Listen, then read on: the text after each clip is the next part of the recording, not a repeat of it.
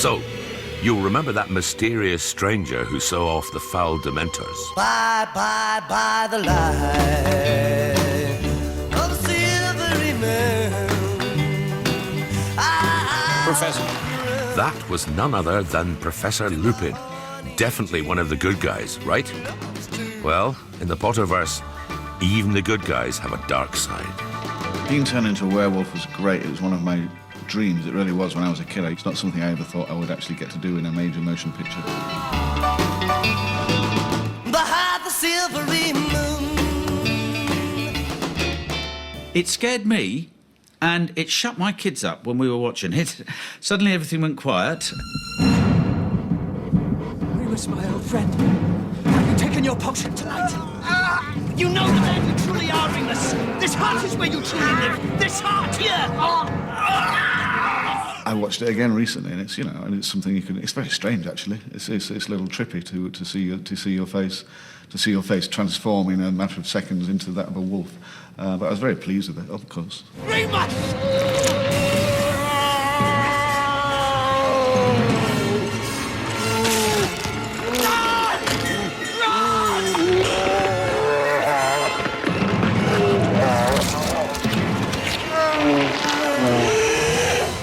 Werewolf was different to your more typical werewolves. It was very much a lithe, emaciated, slightly more sad creature. It was almost like this was an illness. There's still a lot of Lupin inside the werewolf, even when he's full-blown in all his ferocity. I think there's still something of the fragility, the frailty that Lupin has, something quite shabby and pathetic. I think it's quite nice to see a sickly werewolf, and I think that's, it does encompass this pathetic quality that Lupin has.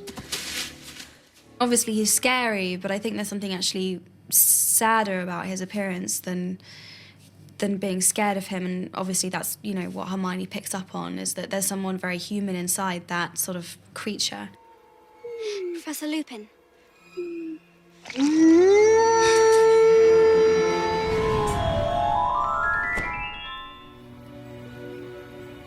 You're a really good teacher, Harry.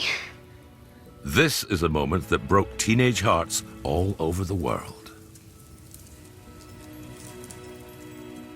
Mistletoe. Probably full of nargles, though. What are nargles? No idea.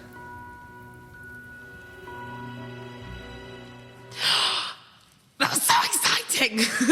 I was so excited for the first kiss. I was in a really big cinema when I saw it, and there was just a collective when he did it. I think it was just because it was like Harry Potter being sexualized, which was just too much. I remember that all the other kids were outside sort of watching on the monitors, and I think I got the mick taken out of me a little bit.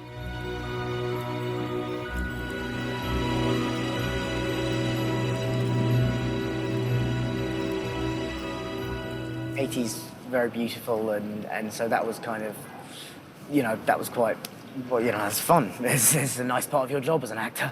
Occasionally you get to kiss very attractive women.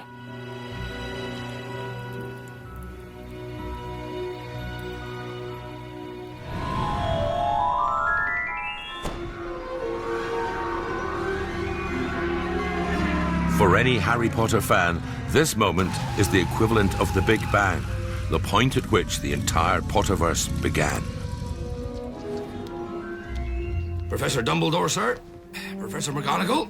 It just so feels like the beginning of something big and the beginning of something really important. This boy will be famous. There won't be a child in our world who doesn't know his name. Exactly. Professor McGonagall says there isn't a child in the world who isn't going to know the name of Harry Potter. And that's very spooky, because she couldn't have been more right. No one would have given you good odds on that becoming true. The book was too long, it was uncommercial, it was about a boarding school. There were so many, oh no, that won't work, about Harry Potter and the Philosopher's Stone. And these were things said by publishing experts. So no, I would have been crazy to think that literally would become true. Good luck, Harry Potter.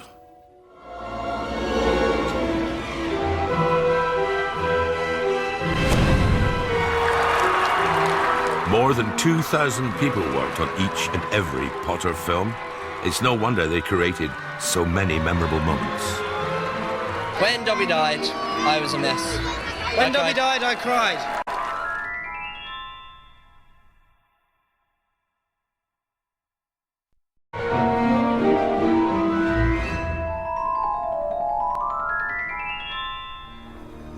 On the count of 3!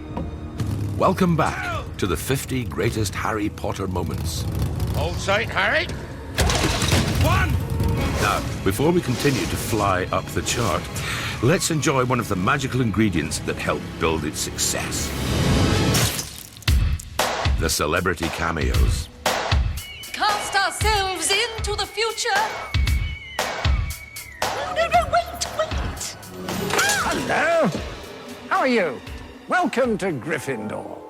I think it just shows the respect for the films and for the work that the acting profession have, that you get people like John Cleese coming in to do Nearly Headless Nick.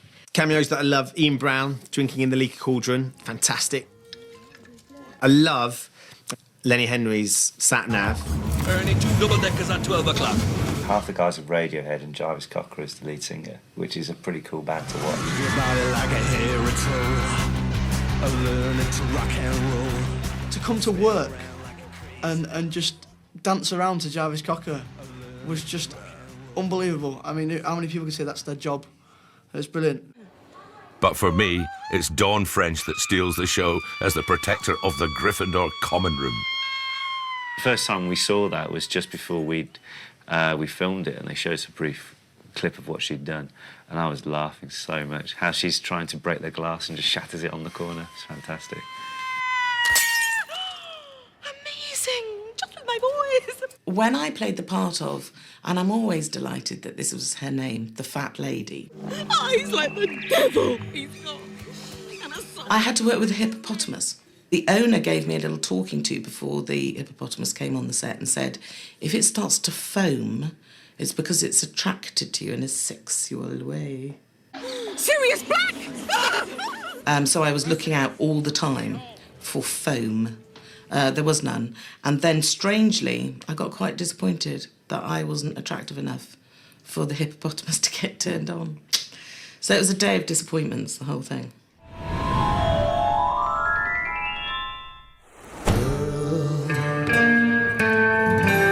You'll be a woman. Watching her come down the stairs, and yeah, and it's just like, wow, who's she really? Millions of people said she's suddenly a woman, she's suddenly beautiful, she's changed, and it wasn't a trick, and it wasn't a dress, and it wasn't a hairstyle. It was the fact that, like would happen with your own daughter, suddenly, Emma Watson was no longer a girl. She looks beautiful. Yeah, she does.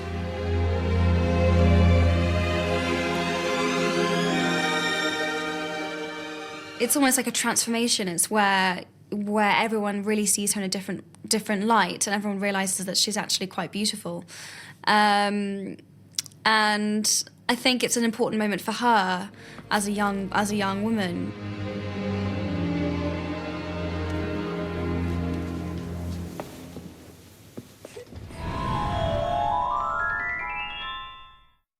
Excellent nosh, Petunia. I first met the director, Alfonso Cuarón, and our conversation was not so much about acting ability or anything. It was about, are you up for a stunt? He wanted someone who was prepared to suffer. And I, fool that I am, was prepared to suffer. Actually, it's nothing to do with the father. It's all to do with the mother. You see it all the time with dogs. If there's something wrong with the bitch, then there's something wrong with the pup. Shut up! Shut up! Let me tell you. So, let the suffering begin. 2 layers of latex, which have to be airtight, into which compressed air is fired. And I reached the point where I was unable to walk because I was as wide across as I was high, and I had to be wheeled around on a very large porter's trolley.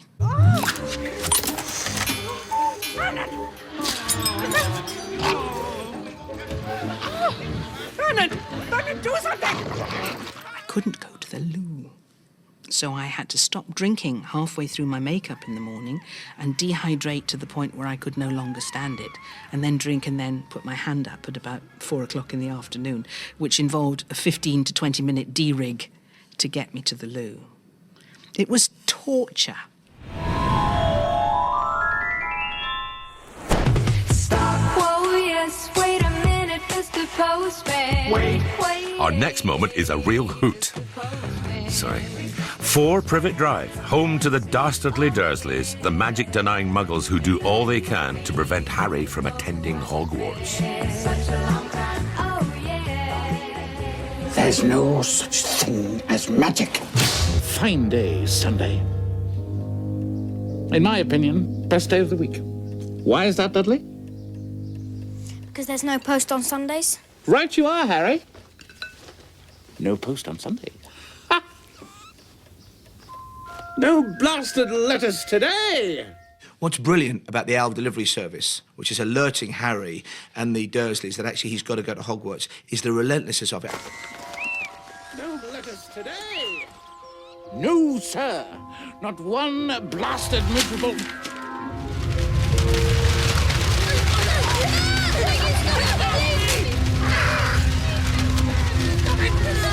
Harry's got no idea what those letters are about, but he just knows it's some immense possibility. And the fact that in the end they get so overwhelmed by them is just fantastic.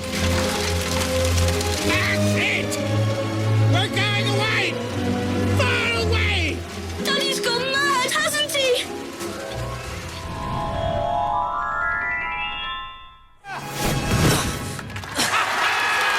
Cedric's death was horrifying to watch. Let me through! Let me through! That's my son! That's my boy!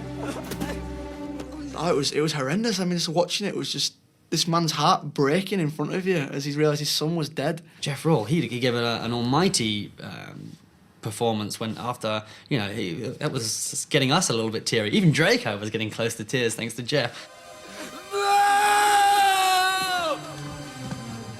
Obviously, the fact that he's so young and had so much potential, it's sort of awful.